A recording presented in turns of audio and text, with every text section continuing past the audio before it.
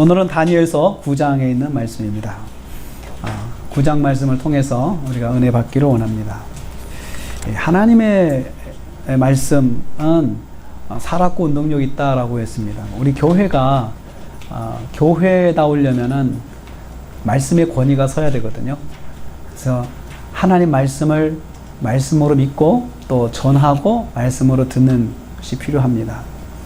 우리가 믿음 생활하면서 하나님을 붙잡는 것 참 중요합니다. 하나님의 손을 놓지 않아야 되고 우리가 하나님을 꼭 붙잡고 살아야 되는 것이 참 중요한 신앙생활인데, 하나님의 손을 붙잡는다고 하는 것은 굉장히 은유적인 표현입니다. 하나님은 형체도 없으시잖아요. 모양도 없으신데 우리가 어떻게 하나님을 붙잡습니까?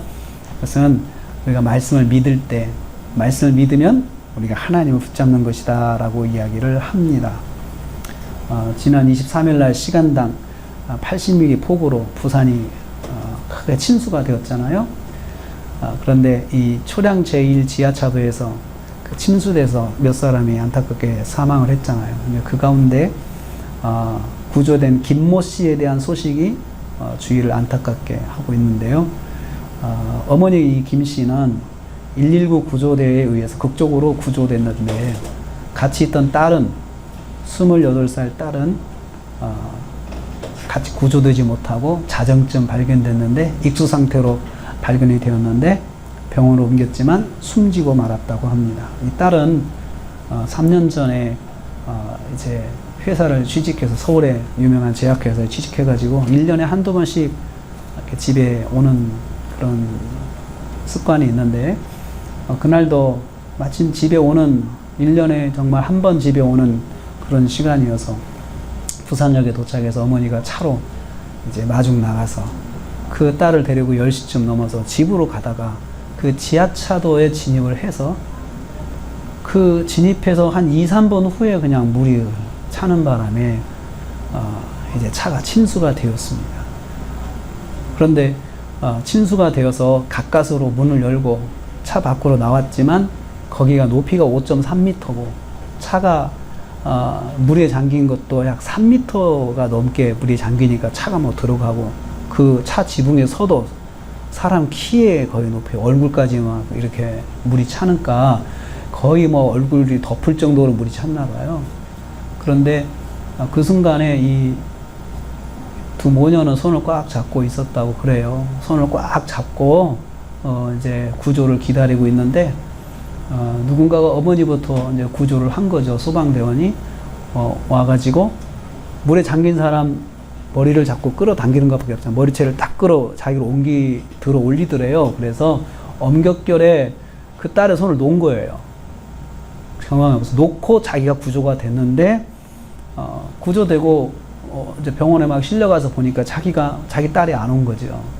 그러면서 이분이 그렇게 그 순간을 잠깐 이야기를 하는데, 손을 꼭 잡고 있다가 그냥 누군가가 머리채를 잡아 끌어당기는 바람에 경황이 없이 엄격결에 손을 놨다는 거예요. 근데 자기가 엄격결에 자기 딸의 손을 놓은 것이 너무나도 마음이 아픈 거예요. 마음에 한이 되는 거예요. 내가 왜 손을 놨을까? 그래서 딸의 빈소가 차려진 그 빈소에서 어머니가 망연자실 앉아서 하늘만 쳐다보고 있는 거죠. 할 말이 없는 거죠. 내가 왜 이 딸의 손을 놨을까라는 거죠. 그런데 우리가 살면서 내가 꼭 손을 잡아서 붙잡아 줘야 되겠다. 내 식구들, 내 사랑하는 가족들, 내 이웃들, 우리가 손을 붙잡아 주려고 하는 것이 많잖아요. 내가 꼭 잡고 살아야 되겠다. 이게 잡는다고 하는 것은 사실은 도와주는 거예요. 붙잡아 주시고 인도하고 또 후원자가 되는 것이고, 어떻게 보면 생명을 지켜주는 거가 똑같죠. 이 어머니에게는 그 딸의 손을 붙잡는 건 생명을 지켜주는 거 같았어요. 결국은 그랬어요. 그냥 잡은 것이 아니고 생명을 지키기 위한 것인데, 사랑하는 사람도 때로는 내가 손을 끝까지 잡지 못할 때가 있다는 것을 여기서 보게 돼요. 참 안타깝습니다. 우리가 신앙생활 하면서 또 세상을 살면서 서로의 손을 붙잡아주고 살고 있어요. 남편은 아내의 손을 붙잡고 아내는 남편의 손을 붙잡고, 또 부모는 자녀의 손을 붙잡고, 또 자녀도 부모의 손을 붙잡고 우리가 이렇게 살죠. 서로를 돕고 산다는 의미입니다. 또 우리 사회 속에서 우리가 사회 공동체를 또 우리가 붙잡고 살고 있어요. 또 공동체가 우리를 붙잡고 살고 있어요. 서로 붙잡아주는 그런 관계 속에 살고 있는데 그것이 영원하지 않아요. 또 우리가 한계가 있어서 붙잡아주지 못할 때가 있어요. 근데 신앙생활이 그래서 필요합니다. 성경은 하나님 우리의 손을 꼭 붙잡고 계신다고 이야기를 해요. 근데 한 번 우리를 잡으면 놓지 않으세요. 우리는 놓을 수 있지만 하나님은 놓지 않으시는 것이 그게 성경에 말씀하는 것입니다. 오늘 우리는 이 말씀을 통해서 이스라엘을 붙잡고 계시는 하나님을 만나게 돼요. 이 다니엘서 9장을 보면서 저는 그 생각을 하게 됐어요. 아, 하나님이 이스라엘을 붙잡고 계시는구나. 그 상황 속에서도 이 나라가 망하고 하나님께서 징계하셔서 혼을 내셨지만 그래도 하나님이 이 민족을 붙잡고 계시는구나 라는 것을 생각을 하게 됩니다. 오늘 1절 말씀에 아하수에로 아들 다리오가 왕이 되었을 때의 첫 해다라고 하면 이 시점은 BC 539년입니다. 정확하게 표현할 수 있어요. BC 539년. 그러니까 다니엘은 지금으로부터 약 2600년 전의 사람이에요. 그리고 지금 이 장면은 BC 539년인데 여기 나오는 아하수에로의 아들 다리오다라고 하면은 이 사람도 누군가 추적할 수 있어요. 역사책을 보면 추적할 수 있는데 이 사람은 페르시아의 바사왕의 첫 번째 왕이에요. 페르시아의 첫 번째 왕. 근데 이때 메데하고 페르시아가 같이 연합국을 형성하고 있었는데 그래서 이 사람 출신이 메데 출신이에요. 메데 출신이라 이 사람을 메데 족속 아하수에로의 아들이라고 했어요. 아하수에로는 왕의 호칭입니다. 그래서 역사상에 아하수에로라는 왕이 많이 있어요. 이것은 마치 세종대왕이라고 표현하잖아요. 우리가 또 그 애굽은 바로라는 말이 왕이 많아요. 그냥 왕이라는 뜻이에요. 바로가 많아요. 왜 바로? 이 사람도 바로고 저는 바로인데 왕의 명칭이죠. 그리고 또 중국 황제라고 하잖아요. 이런 호칭을 가지고 있는데 그 바벨론은 아하수에로라고는 호칭으로 불렀어요. 또 어떤 훌륭한 왕들을. 그래서 아하수에로는 고유명사가 아니고 보통 명사입니다. 그 사람의 아들 다리오인데 이 사람을 역사학자들이 해석할 때 성경학자들이 보통 에스더의 남편으로 봐요. 이 사람을. 에스더의 남편. 그러니까 다니엘과 에스더가 공존을 했다는 거잖아요. 그렇죠? 그리고 이게 539년인데 이스라엘 백성들이 이제 포로에서 해방되어서 예루살렘 성전을 다시 회복하고 다시 재건할 때가 516년이에요. BC 516년.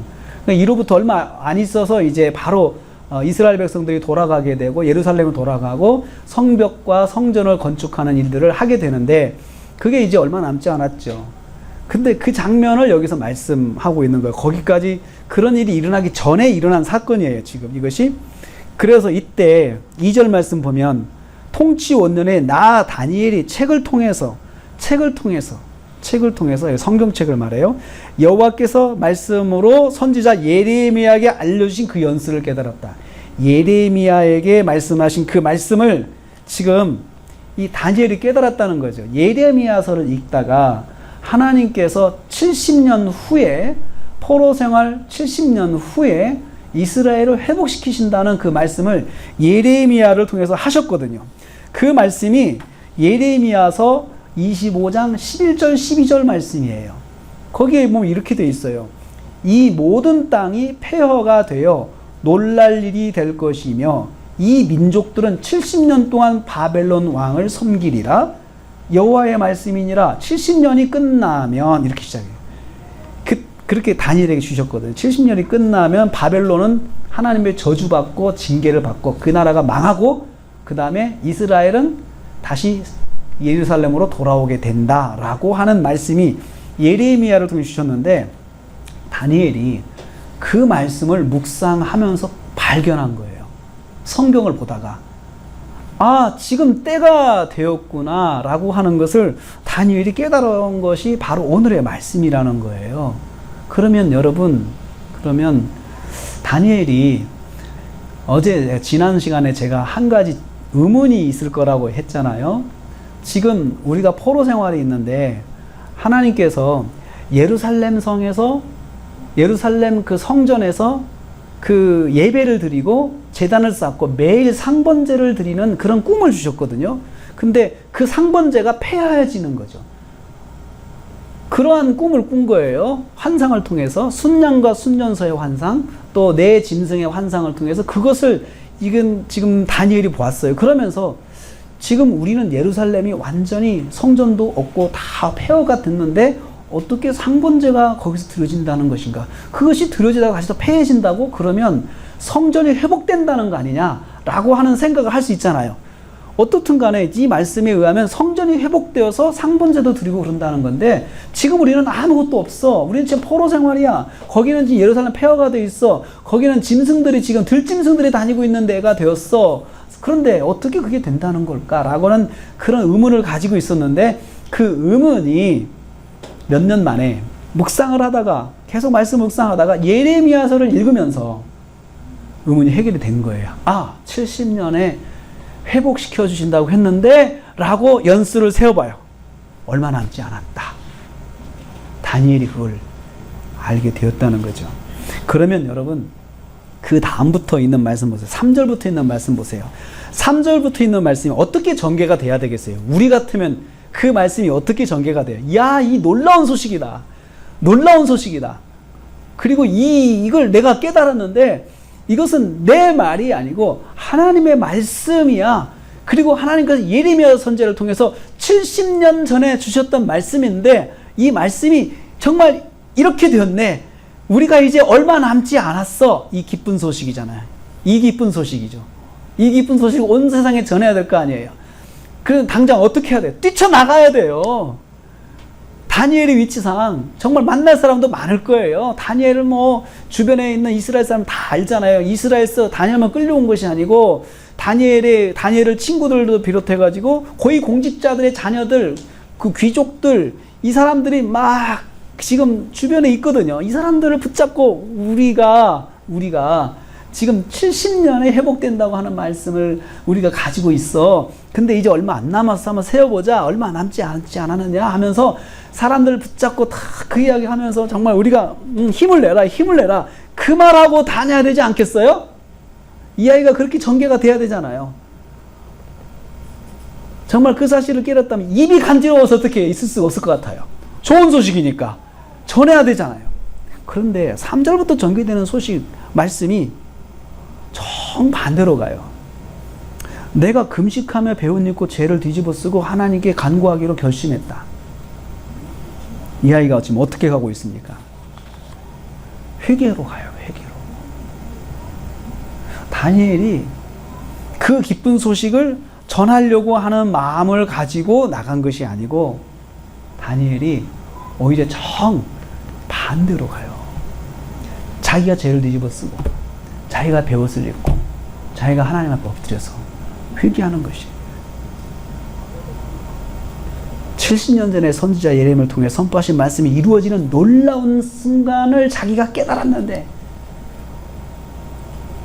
그 순간에 그것을 나가서 외치지 않고 자기가 다 회개하는 모습으로 이렇게 바뀌는 걸 봐요. 이게 뭘 말씀하는 걸까요? 우리한테. 우리가 이걸 보면서 뭘 깨달아야 될까요?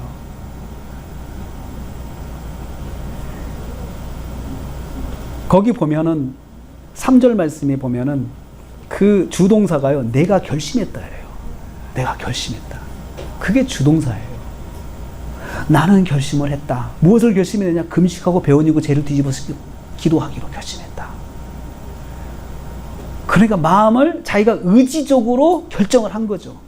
내가 지금 뭘 해야 될까? 이 순간에. 내가 이 순간에 무엇을 해야 될까? 다니엘이 생각을 했을 거예요. 그렇죠? 나가서 외칠까? 옵션은 많아요. 사람들 붙잡고 다 설득하고 다닐까? 조금만 힘내라고 할까? 조금만 더 너희들이 고생을 하라고 그 말을 하고 막 다닐까? 이럴 수도 있었어요. 근데 다니엘은 이런 결심을 했어요. 죄를 뒤집어 쓰고 베옷을 입고 회개하자.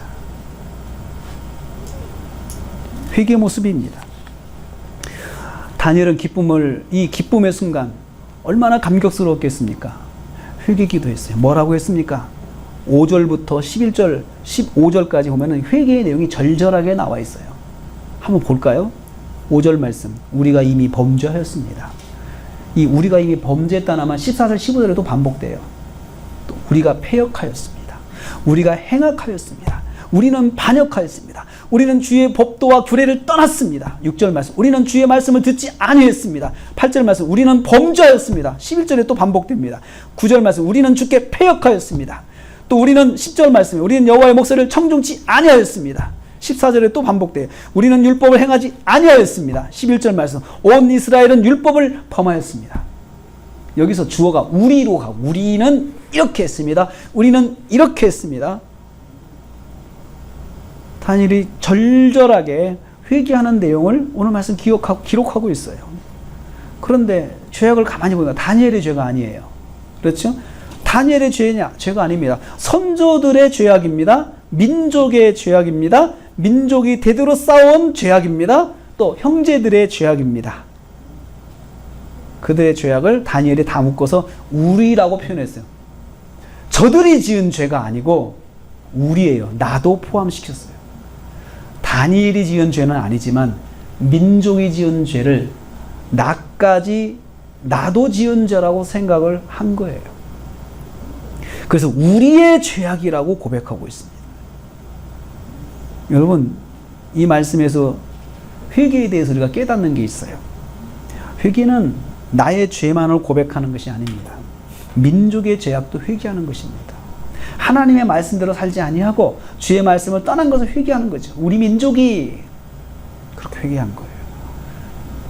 또한 회개는 나도 그 속에 집어넣고 같이 하는 것이 회개입니다.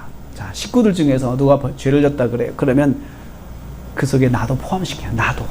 우리가 죄를 지었습니다. 하나님, 우리 아들이 죄를 졌으면 이렇게 하지 않고 우리가 죄를 졌습니다, 아버지. 이렇게 기도하는 거죠.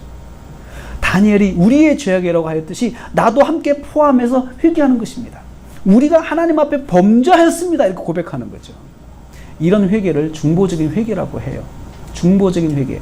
다른 사람의 죄도 나의 죄악으로 동일시하고 회개하는 것입니다.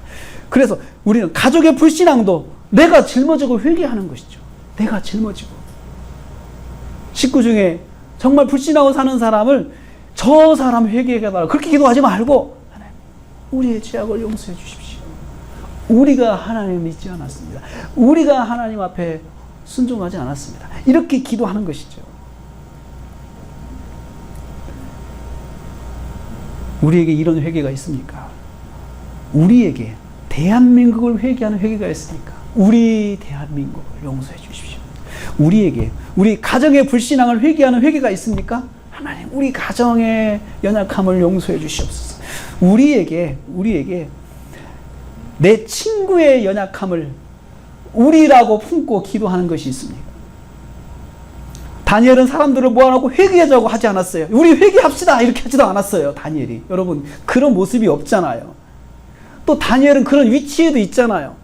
그 정도로 이제 영적인 리더로서 영향력 있는 사람으로서, 그리고 국가의 그 공직에서 최고의 위치에 있는 사람으로서, 왕 다음에 있는 사람으로서 그런 위치에 있잖아요. 모으라고 하면 다 오겠죠. 모이라. 공직에 있는 사람의 힘은 공문서에 그런 능력이 있다는 거죠.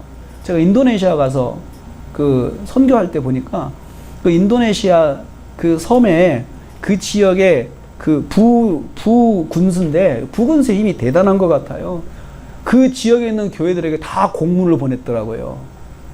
군청 회관에서 목사님들 세미나가 있으니까 목사님들 다 오셔주시기를 바라겠습니다. 오실 때 꼭 주일학교애들 데리고 오시고, 이런 공문을 보낸 거예요. 참 희한하죠? 거기 공문을 다 보내니까 교회가 공문을 받고 교인들을 다 데리고 군청 강당으로 다 모였어요. 그런 힘이 있잖아요. 다니엘에게도 그런 힘이 있잖아요. 더한 힘이 있잖아요. 응? 우리 다 회개해야 되니까 이스라엘 사람들 다 모이라고 이렇게 할 수도 있잖아요. 그렇게 하지 않았어요. 자신이 먼저 하나님 앞에 나가서 회개했습니다. 다니엘은 오늘 우리에게 보여주고 있는 회개의 모습이 바로 그런 모습이에요. 그리고 이어서 다니엘은 고백합니다. 현재 우리가 있는 상황이 왜 이렇게 됐는지. 그렇게 하고 7절에 보면 우리는 수욕을 입었습니다. 11절 우리는 이 저주가 우리에게 내려졌습니다. 12절 우리에게 주께서 큰 재앙을 우리에게 내리셨습니다. 13절 모든 재앙이 우리에게 임하였습니다. 14절도 또 다시 반복하죠.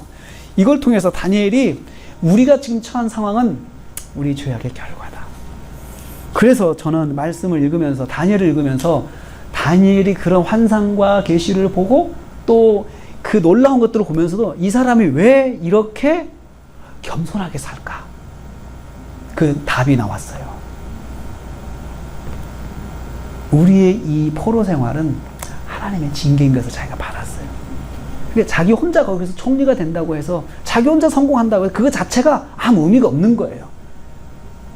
하나님이 자기만 세운 것은 너 혼자 어떻게 하라는 것이 아니고 이 가운데 네가 어떤 삶을 살아야 되는지 내 앞에서 겸비하게 살아서 하나님 말씀을 전하고 하나님 말씀대로 살아서 영향력 있는 삶을 살고 우리가 여전히 하나님 말씀 가운데 있다는 것, 우리는 살아야 된다는 것을 네가 보여주고 살아야 된다는 것을 이 사람이 자기의 사명으로 받은 거예요. 절대로 교만할 수가 없었어요. 그것 가지고 사람들 앞에 자랑할 수가 없었어요. 사람들 앞에 군림할 수가 없었어요. 왜냐하면 전체적으로는 내가 아무리 총리에 있다 하더라도 우리는 하나님께 징계를 받은 민족이라는 거죠. 그래서 하나님 앞에 겸손할 수가 있었습니다. 죄악의 결과, 현재 우리의 모습이 이렇다라고 고백을 한 거죠. 현재 우리의 모습은 죄악의 결과를 고백한 거예요. 포로 생활은 저주요, 재앙이요. 이것을 자기가 깨달은 거죠.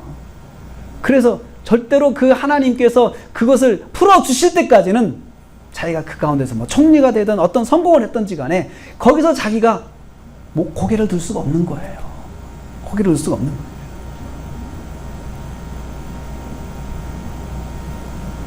저주받은 민족이라는 바탕을 자기가 알고 있기 때문에 자기가 그 속에서 그렇게 살 수밖에 없었던 거죠. 다니엘은 갑자기 이런 사실을 깨달은 게 아니에요. 성경을 통해서 그런 민족의 상황을 깨달았고 그는 그 민족이 이곳까지 끌려온 것, 노예생활을 하는 것 이것 자체가 우리 하나님의 징계라는 걸 알았어요. 그는 어린 나이에 왔지만 어린 나이에도 그것을 알았던 것이에요. 그리고 그래서 그가 매일 3번의 경건의 시간을 싸울 수밖에 없었던 거예요. 남이 어떻든 간에 다니엘은 자기가 경건한 삶을 살면서 한 번도 다니엘이 사람들에게 권면을 한 적이 없어요. 너도 3번 나와서 하나님 앞에 회개하고 기도해라 이렇게 한 적이 없어요. 자기가 그렇게 살았어요. 성숙한 그리스도인이죠. 여러분 우리가 신앙생활 하면서 은혜 받은 사람 때문에 피곤할 때가 있어요. 은혜 받은 사람 때문에 은혜 받지 못한 사람이 너무 고단할 때가 있어요. 아, 너는 뭐하냐, 너는 뭐하냐, 너는 뭐하냐. 그것이 여러분 어떻게 보면 사랑의 권면이거든요. 어떻게 보면은 영적인 좋은 거룩한 권면이에요. 그런데 꼭 그렇게 하는 것이 정답은 아닌 것 같아요. 다니엘을 보면 자기가 그렇게 받았으면서 누구 하나 자기 부하들한테 그것을 자랑하지도 않고 부하들을 가서 억지로 하나님 앞에 나오라고 하지도 않았고 또 자기 친구들, 자기 주변에 있는 사람들, 이 예루살렘 사람들 이런 사람들을 강제로 이 말씀이 이랬으니까 우리가 준비해야 된다. 한 번도 그렇게 한 적이 없어요. 이 사람이. 자기가 항상 본을 보였어요. 자기가. 다니엘이 본을 보인 것이 서로 친구들에게 자극이 되었다. 저는 생각을 해요. 자극이 되었다. 그래서 친구들도 같이 다니엘처럼 기도하고 기도를 놓지 않았던 것이죠. 그는 매일 3번씩 하나님 앞에 나가서 하나님 기도했습니다. 하나님 기도했습니다. 민족의 십자가를 짊어지고 하나님 앞에 나간 것이죠. 그러면서 한 번도 민족을 원망하지 않았어요. 원망하지 않았어요. 우리 어머니 아버지가 왜 이렇게 신앙생활을 해가지고 왜 우리를 이렇게 만들었느냐 한 번도 한 적이 없어요. 그런 말 하지 않았어요. 어린 나이에 포로로 끌려와서 믿음 생활하면서 많은 어려움이 있었지만 한 번도 그의 입에서는 하나님 원망하지 않았어요. 그리고 이제 예루살렘의 회복에 대한 말씀을 발견하고 나서 최종적으로 하나님 앞에 그렇게 고백을 했어요. 하나님, 우리 죄 때문입니다. 우리가 이런 죄를 졌습니다. 자기가 이렇게 회개를 한 거예요.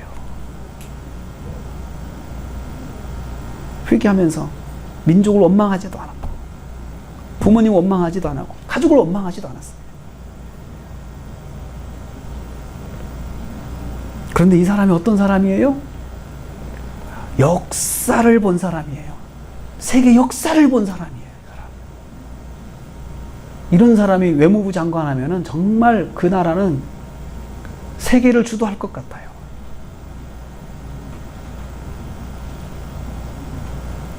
그런데 그 티를 내지 않았어요, 이 사람. 기회가 왔을 때, 자기에게 정말 해야 될 때, 이야기를 해야 될 때는 담대하게 이야기를 했지만 그 외의 자리에서는 그 이야기를 하고 다니지 않았어요. 무서운 사람이죠. 하늘의 비밀을 알고 있지만 티를 내지 않고 살았어요. 이제 다니엘이 간구합니다. 16절 19절입니다. 간구의 핵심은 19절입니다. 주여 우리를 용서하여 주옵소서. 주여 우리를 용서하여 주옵소서. 18절 후반부에 보면 그 용서의 근거를 이렇게 이야기를 하고 있어요. 우리의 공의를 의지하는 것이 아닙니다. 주의 큰 긍휼을 의지함이니이다. 주님의 큰 긍휼, 주님의 그 자비하신 주님의 은혜를 의지하고 제가 구합니다. 우리의 공의를 의지하는 거예요. 우리가 공의가 없다는 거죠. 우리는 사실 하나님이 내세울 게 아무것도 없다는, 잘한 것이 하나도 없어요. 그 공의거든요. 공의는 잘한 것이에요. 하나님 말씀대로 잘 뭔가 행하면 우리가 공의를 행했다고 이야기를 해요. 그러면 어떻게 보면 하나님 앞에 우리가 떳떳할 수 있잖아요. 아, 내가 이렇게 했어. 이렇게 했어. 할 수 있잖아요. 근데 그거 우리가 하나도 없습니다, 하나님. 그런데 우리가 그것 가지고 한 것이 있어서 지금까지 포로 생활 열심히 했으니까, 고생을 많이 했으니까 이제는 살려주십시오 라고 그렇게 말씀하는 것이 아니고, 하나님, 우리는 자격이 없습니다만은 하나님의 크신 긍휼을 의지해서 기도합니다. 하나님의 그 자비하심 있잖아요. 불쌍히 여겨주시는 그 마음 의지해서 기도합니다. 용서해 주세요, 우리를. 그렇게 기도했어요. 용서해 주세요. 사랑하는 성도님들, 다니엘이 70년 포로의 끝이 왔다는 말씀을 깨달았을 때 그 말씀 가지고 사람들을 막 다니면서 말하지 않고 제일 먼저 회개했다는 것이 오늘의 말씀의 핵심이에요. 회개했다는 거예요. 내가 뭔가를 깨달았을 때, 하나님 음성을 들었을 때, 내가 뭔가 은혜를 받았을 때 그 은혜를 가지고 사람들을 막 닥달하고 다닌 것이 아니고 자기가 먼저 회개했다는 거예요. 여기 질문이 또 나와요. 왜 회개를 했을까? 왜 회개를 했을까? 다니엘은 도대체 자기가 잘못한 것도 없는데 왜 회개를 했을까? 회개의 내용도 민족의 죄악을 짊어지고 회개를 했는데 왜 그랬을까? 다니엘은 하나님을 알았어요. 하나님은 거룩하신 하나님이세요. 하나님은 거룩하신 하나님이세요. 이스라엘 민족이 지금 70년 포로 생활을 끝내고 하나님의 은혜를 입으려면 자격이 있어야 되는데, 그게 뭐냐? 이스라엘이 거룩을 회복해야 돼요. 거룩을 회복해야 하나님의 은혜를 입고 살 수가 있거든요. 그래서 거룩을 회복하는 건 뭡니까? 회개하는 거예요. 민족의 제약을 회개하는 거예요. 그러면 민족이 하나님 앞에 일단은 거룩하게 서는 거예요. 설 수가 있거든요. 그래서 그걸 준비하는 거예요, 이 사람이. 준비하는 거예요.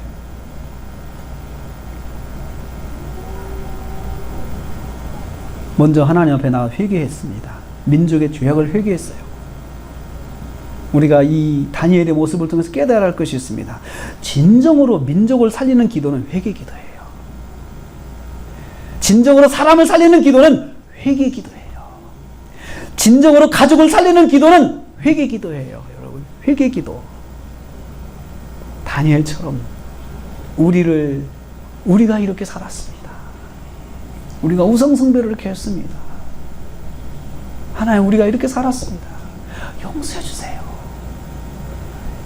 이것을 원망하면서 하지 말고, 왜 그렇게 믿음을 못 가냐 원망하지 말고 그냥 그것을 우리라고 품고, 우리가 이렇게 살았습니다.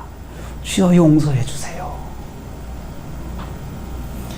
우리는 우리 민족이 하나님의 택함을 받은 택함을 받은 복이 있다고 믿습니다. 대한민국이 하나님의 손에 붙잡혀 있는 민족이라고 우리는 믿습니다. 왜냐하면 선교 역사를 보면 대한민국만큼 복받은 나라가 없어요.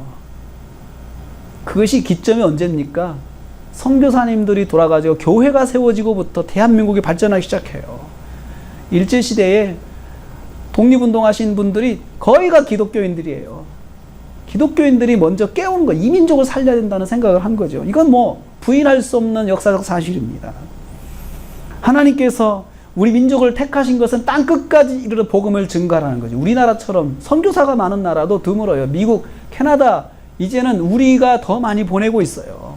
더 많이 보내고 있어요. 이 작은 나라가 교회도 들어온 지 100년도, 110년, 120년 역사밖에 안 되는 나라가 왜 그렇게 선교회를 하고 있느냐? 우리 사명이라고 보는 거죠. 그런데 우리 민족이 위기와 고난 가운데 있습니다. 이 위기와 고난 중에 있는 민족을 살리는 기도는 회개 기도예요. 우리가 이렇게 살았습니다. 주님께 주신 복을 우리가 누리다가 우리가 세상으로 달려갔습니다. 우리가 세상적인 믿음을 가지고 살았습니다. 우리 다 보이잖아요. 다들 이야기를 많이 하잖아요. 근데 그것을 이야기를 하지 말고 내가 느낀 만큼 회개하라는 거죠. 택함받은 우리 가족을 살리는 기도는 회개 기도예요. 지적하는 것이 아니에요. 회개 기도예요. 알지 못하여 악을 행한 것을, 알지 못해서 죄악 가운데 있는 것을 내가 짊어지고 회개하는 거예요. 그 사람을 붙잡고 회개하라고 하지 말고 먼저 내가 대신 회개하고 하나님 앞에 나가는 기도가 정말 그 사람을 살리는 기도예요. 은혜를 베풀어 주셔서 구원의 역사를 이루어 주시기를 회개해야 돼요.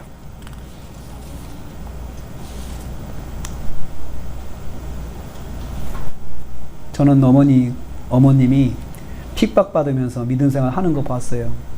어렸을 때 초등학교 다니기 전에도 지금도 기억이 나요. 다른 것보다 그것이 기억이 나는데 어머님이 새벽 예배, 수요 예배, 구역 예배, 주일 낮 예배, 저녁 예배 다 참석했어요. 직장 생활 하면서도 직장 끝나고 예배 시간에 그 교회부터 가서 예배 드리고 왔어요. 저희 집은 가정부가 있었어요. 입주 가정부가 있어가지고 그분이 계속 생활하고 어머니가 이렇게 그분 월급 주면서 했기 때문에 그냥 그렇게 다녔어요. 성경책을 찍고 험한 말로 위협받는 것도 많이 봤어요. 아버님이 성경책 찍고 험한 말로 막 욕을 하면서 막 그 교회 다니는 거 핍박하는 걸 많이 봤어요. 우리 할머니는 권사님이었지만 신앙생활 우리 아버지는 신앙이 없었어요.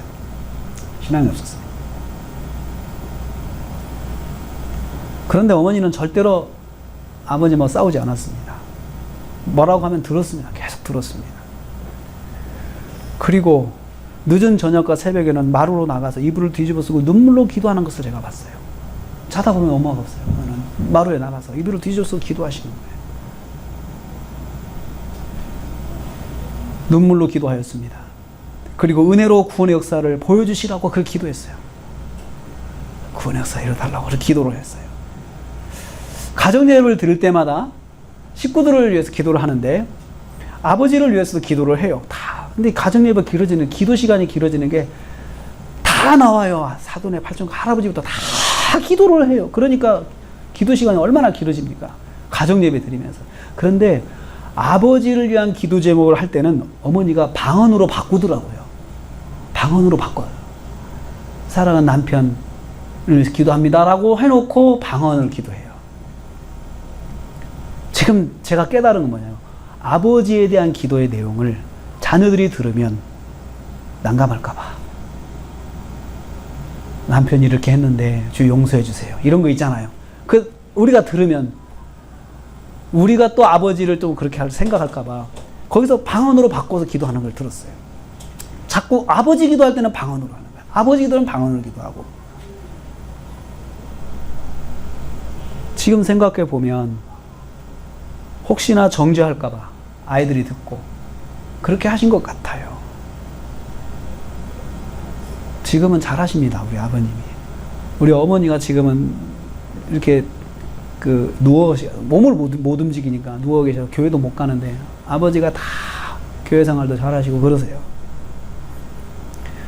시편 126편 5절 말씀에 이 상황에 꼭 맞는 말씀이 있습니다. 눈물을 흘리며 씨를 뿌리는 자는 기쁨으로 거두리로다. 다니엘이 예레미야서 말씀을 깨달았을 때, 이제 때가 됐구나라고 깨달았을 때 그가 눈물을 흘리며 기도하였습니다. 그때만 그랬겠습니까? 저는 다니엘이 기도할 때마다 그 기도를 했다고 저는 생각을 해요. 사랑하는 성도님들, 우리가 뭔가를 깨달았을 때 다른 사람이 못하는 게 보이면 그 마귀 역사입니다. 그때부터 깨달은 것까지는 성령의 역사인데 순간 마귀가 틈탈 수 있는 건 그런 거예요. 왜 저 사람은 저렇게 안 하나?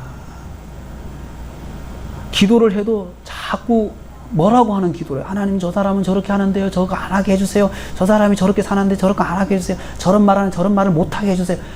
자꾸 그 사람을 정죄하는 기도를 자꾸 하는 거예요. 근데 다니엘은 얼마나 깨끗한 사람이에요. 그런 기도 할 수 있잖아요. 그렇게 하지 않았어요. 하나님, 우리가 이런 죄를 졌습니다. 우리를 용서해 주세요. 하나님, 우리가 이런 죄를 졌습니다. 용서해 주세요. 나를 거기다 집어넣고 나의 죄로 알고 같이 회개했다는 거예요. 눈물의 회개가 있어야 회복의 기쁨이 온전하게 나타납니다. 민족을 위해서, 교회를 위해서, 가정을 위해서, 사랑하는 사람을 위해서 회개할 때 시편 126편의 말씀처럼 기쁨의 단을 거두게 하십니다. 우리 모두가 이처럼 영혼을 살리는 회개, 그 회개의 기도를 통해서 기쁨의 단을 거두시는 저와 여러분 되시기를 주님의 이름으로 축복합니다. 기도하겠습니다. 하나님 아버지, 감사합니다. 다니엘이, 이스라엘이 이제 예루살렘으로 돌아갈 수 있다는 그 70년이 가까웠다는 말씀을 듣고 얼마나 감격스러웠겠습니까? 얼마나 기뻤겠습니까? 그 마음을 담아서 사람들을 찾아다니면서, 야, 이제 우리 고생 다 했다. 얼마 남지 않았다. 조금만 힘내자. 이런 말 하고 다닐 줄 알았는데 그가 회개하며 하나님 앞에 나갔습니다. 자기가 지은 죄도 아닌데 우리가 범죄하였습니다. 자기를 포함해서 민족의 죄악을 짊어지고 회개하였습니다. 하나님, 그 회개가 우리에게도 있게 하여 주시옵소서. 가정의 죄악을 내가 짊어지게 하여 주시옵소서. 가족들의 죄악을 내가 짊어지게 하여 주시옵소서. 그 사람을 정죄하고 판단하는 것이 아니고, 주님, 내가 이렇게 죄를 범했습니다. 이렇게 회개하면서 영혼을 살리는 회개가 되게 하여 주시옵소서. 오늘 성도들이 말씀을 들으면서 마음에 생각나는 것들 성령의 음성으로 받게 하시고, 주님, 우리가 이런 범죄 가운데 있음을 고백할 때 주님 그 마음에 자유를 주시고 평안을 주시고 회복과 치유의 은혜를 허락하여 주시옵소서. 예수님의 이름으로 기도하옵나이다. 아멘.